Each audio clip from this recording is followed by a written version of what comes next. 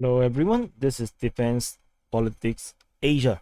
Um, Quick update on Kiev. Um, there's reported battles at Hoholiv, Hoholiv or Gogoliv. Gogoliv is Russian or Hoholiv is Ukrainian, depending on how you want to pronounce it, and also at Bogdanivka. So we previously I have the Russian the border, all the way to the edge of the city. So it seems like okay, I delete this. This seems like the Brovary region isn't really very captured by the Russians, and it seems to be probably still semi or somewhat under the Ukrainians. And the battles being fought here seems to be indicating a counteroffensive, uh, probably by the Ukrainians rather than an offensive from the Russians, because the Russians doesn't seems to be ready to go to war in Kyiv yet at this front, and it seems like the Ukrainians are actually bringing the fight to them. So previously, and also I also noted that there's a information suggesting that the Zalissya Bogdanivka Syitylnya line is a seriously fortified area of the Russian Federation. So basically, on the map, it's actually Syitylnya, and then Bogdanivka and Zalissya. This is the Ukrainian name. So apparently, along this line, there is actually a strong Russian entrenchment, and they call it fortification in the auto translation, but I don't think that is the correct word. It's probably entrenchment. And so I put this fortress icon here, and my feeling is that the Russians are still not ready to actually go onto an incursion towards Kiev from the east. So this is most likely a Ukrainian counter offensive or an offensive, since there isn't really an offensive much over here. So it's a Ukrainian offensive. So that's why I put it in blue.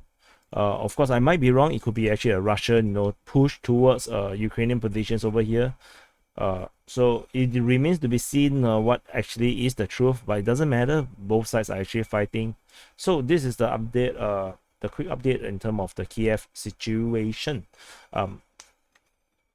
So if anyone have any more intel or information, feel free to drop in the comments, because today is a rather slow news day. I believe if you have saw my other two updates, I've already mentioned this.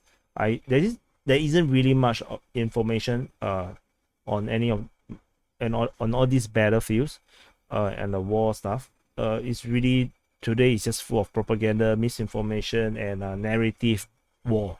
It's just information war and propaganda war on both sides against each other. They're just dumping accusation and allegations against each other. So it's really not much point to talk much about those, because we will never know the truth, unfortunately. So because we will never know the truth, I think there's no point talking much about it. Whatever happening on the ground is still more solid, right? So whoever holds the ground, conquers that part of the land. So that's much more simpler, rather than talking about moral and ethical rights. I think once the war starts, all these are meaningless.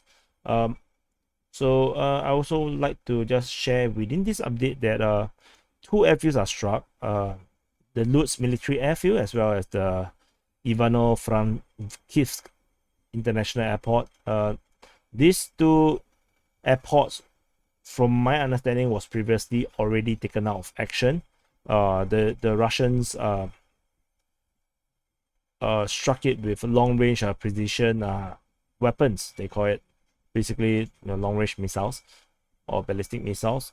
And in the Russian chatters, they thought that this were previously targeted before and have been destroyed, but the Ukrainians managed to get it back online with maybe new control towers, maybe temporary or mobile ones. and no, and then the Russians took it out again. So these two is struck all the way on the western oblast of provinces of Ukraine. So very far away. So yeah, just a quick update on Kyiv. So that's all for this update.